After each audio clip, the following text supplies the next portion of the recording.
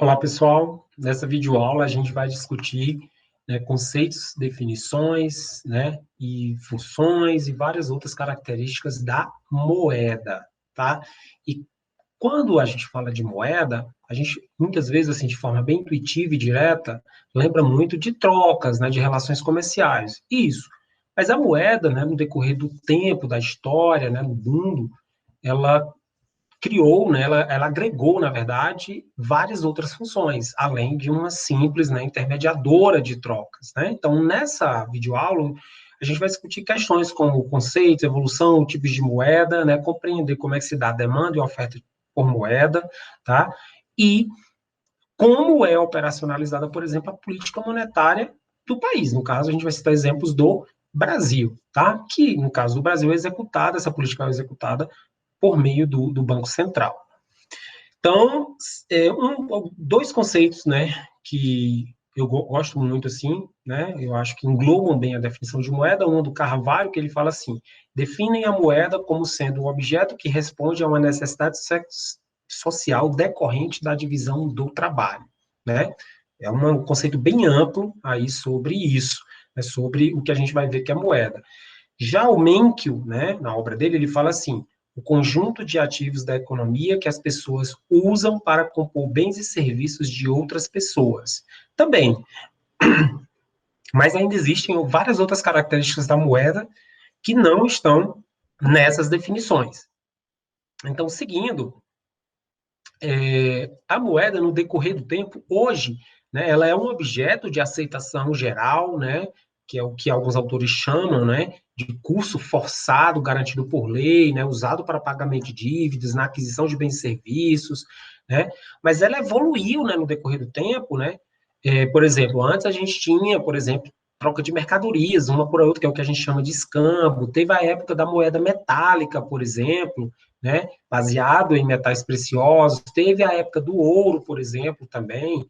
Então, a moeda passou por vários tipos, Então, alguns fatores delimitadores para uma mercadoria, ser considerada uma moeda para que um objeto, uma mercadoria, enfim, seja considerada moeda, ela tem que realizar um custo de transação, ela tem que expressar bem o custo daquela transação, tem o efeito entesouramento, que alguns autores clássicos chamam, e a gente também é sinônimo de estocagem, que a moeda tem que ser de fácil estocagem, de fácil guarda ali, e ela tem que ser um meio de conta, uma unidade de conta. Eu tenho que saber quanto ali equivale, quanto de moeda para aquele bem ou serviço, Então, esses são alguns conceitos e fatores, que estão atrelados ao conceito de moeda no decorrer do tempo. Então, a gente teve a moeda mercadoria, como, por exemplo, sal, açúcar, gado, moeda metálica, cobre, prata, ouro, moeda papel, que foram casas realmente de custódia que as pessoas depositavam e recebiam ali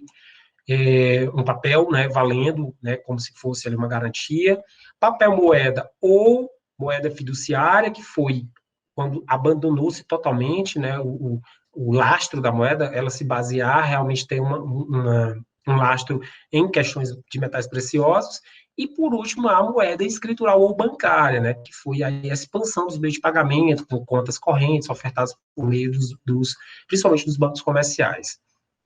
Ah, professor, mas como é que eu analiso, por exemplo, essa moeda escritural bancária, como é que ela define, é, como é que é composta, uma base monetária de um país? Então, a base monetária de um país é simples, ela é composta por esses depósitos nos bancos, mais o dinheiro que está disponível, em poder do público, Então, a gente tem uma formulazinha básica, dos meios de pagamento, que é meio de pagamento, ela é igual a esse multiplicador monetário, que é baseado no total, de depósitos, e multiplicado por essa base, que é quanto há de dinheiro circulando na economia.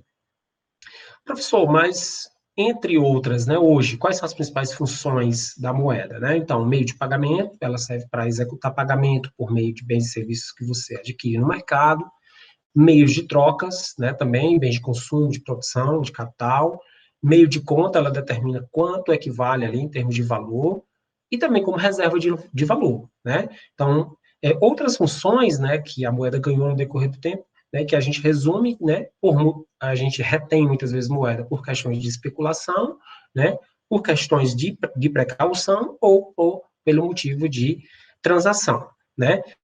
Quais são os principais, né, em termos de base monetária do país, já que a gente está falando aqui em termos macroeconômicos, né? Então, o total, né, de reais em poder do público, mais esse volume de reservas mantidas pelos bancos, é o que compõe, como a gente já falou, essa base monetária. Mas em termos de liquidez, o que é liquidez, né? A capacidade que um ativo específico, né, tem de se transformar em dinheiro, de ser líquido, tá?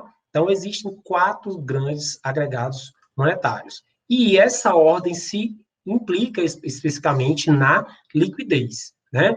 Que é o M1, o M2, o M3 e o M4. M1, papel moeda em poder do público, mais o depósito às vistas, contas correntes nos bancos comerciais. O M2 já perde um pouco de liquidez, seria o M1 mais títulos públicos em poder do setor privado, mais saldos dos fundos de aplicação financeira. Professor, o que são títulos públicos? Títulos da dívida pública, nossa dívida interna, né? Então, ou seja, títulos que o Tesouro Nacional emite, angariando recursos por vários motivos, né? Quem já conhece o Tesouro Direto sabe disso, quem não pode pesquisar mais. O M3, que é o M2 mais as poupanças, e o M4, que aí já é o nível mais baixo de liquidez, que são os depósitos a prazo fixo, né? Títulos de renda fixa, como CDB, e letras de câmbio, né? Letras do agronegócio, letras imobiliárias. Ok? Esses são os principais, né? Os 4 principais grandes agregados monetários. E como é que se dá a demanda por moeda, novamente? Por motivo de transação, precaução e especulação. Transação, eu preciso de moeda para efetuar pagamentos, gasto, por exemplo, em conta de luz, comprar roupa, supermercado, etc. Precaução, incerteza, né? A gente, além de risco, a gente tem incerteza, né, nas nossas vidas. Então, automaticamente, muitas vezes, eu não tenho uma certeza daquele recebimento, daquele pagamento, podem acontecer imprevistos, doenças, enfim, posso também demandar moeda por precaução. E por especulação, né? São pessoas que investem em títulos, imóveis, renda variável, por exemplo. E a oferta, né? Como é que se dá a oferta de moeda no país? Né? Isso é de responsabilidade do Banco Central, né? Como a gente sabe, ele é o banco dos bancos, ele executa a política monetária, então, ele autoriza a emissão de mais moeda, né? Por meio ali das políticas de crédito também com os bancos, tá? Bem como também restringe quando é necessário. E, né, diante disso, uma das principais funções também da moeda, né, controlar a inflação. Hoje, no Brasil, a gente, o que a gente chama de sistema de metas da inflação, que foi implantado em 1999, e que o Comitê de Política Monetária, em média, a 45 dias, se reúne, né, para definir, né, essa taxa, né, de inflação com os viés, né, a taxa de juros, né, com base também na inflação, que é medida pelo IPCA, né, com algumas bandas ali, né, o viés de alta e baixa, né, no sentido ali de tentar, né, amenizar os efeitos das variações no nível geral de preço, né? Então, com isso, existe um conhecimento público das metas, né, um comprometimento institucional do Bacen, do governo com isso, né? E também, né, como uma forma de tentar amenizar os riscos, né, e incertezas. Novamente, eu já falei, né, essas metas de inflação no Brasil, elas são medidas a partir do IPCA, na qual o Banco Central leva em conta na hora de calcular, né, as taxas de juros e definir as políticas monetárias, né? Se, por exemplo, libera mais depósitos compulsórios, desculpa, operações de redesconto, por exemplo, com o banco, né, que é liberar mais crédito, restringir crédito, por exemplo, né, são feitas também a partir disso, né? Bem como existem outras formas, né, de financiamento também desses gastos públicos, né, quando a gente tem déficit, né, por meio de tributação, empréstimos ao setor privado, dívida externa, dívida interna, por meio de emissão de moeda, né, e essas receitas obtidas pelo setor público por meio da emissão de moeda é o que a gente chama de senhoriagem, tá? É um termo aí que muitas vezes vocês podem ver no jornal. O que seria isso, né? Essas receitas que o setor público tem quando ele libera mais moeda. Ou como alguns autores gostam de chamar de imprimir dinheiro, né? Então, outro termo que a gente chama para isso, né, é o que é o imposto inflacionário, né, que é usuários de moeda, né, que são usuários de moeda, e a inflação gerada por essa emissão, muitas vezes, né, age como um imposto, porque ela retira também depois, né, às vezes mais a longo prazo, o poder de compra das pessoas quando a gente tem um surto inflacionário, por exemplo. Então, na prática, né, da política monetária, né, por meio, como já falei, de depósitos compulsórios, operações de redesconto, né, venda de títulos, open market que o Banco Central pratica, né, ela afeta diretamente outras variáveis, como PIB, inflação e taxa de juros. Então, um dos objetos da política monetária, né, como função aí de intervenção do governo na economia, é adequar essa quantidade de moeda disponível, né, para que a gente tenha, digamos aí, um equilíbrio, né, e políticas saudáveis, digamos assim, que não respinguem muito lá também no lado real e fiscal da economia. Então, uma política monetária expansionista é quando, por exemplo, as operações de open market, elas aumentam, né? Então, por exemplo, eu estou comprando títulos, então quando eu compro títulos que estão em circulação no mercado, eu estou jogando dinheiro. Quando eu reduzo a taxa de compulsórios dos bancos, eles estão mais, digamos, liberados a emprestar mais, então também eu estou expandindo a moeda na economia, e quando eu reduzo as taxas de redesconto junto aos bancos também, eu estou meio que dizendo, olha, agora você pode emprestar mais, né, fazer mais operações. E o contrário, uma política monetária contracionista, né, quando eu vendo títulos e retiro dinheiro de circulação, aumento taxa de compulsório, ali inibindo um pouco o crédito, e aumento taxa de redesconto, ok?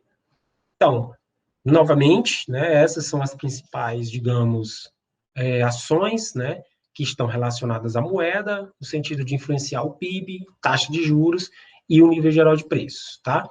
Bom, encerro essa aula aqui e desejo bons estudos a todos e todas.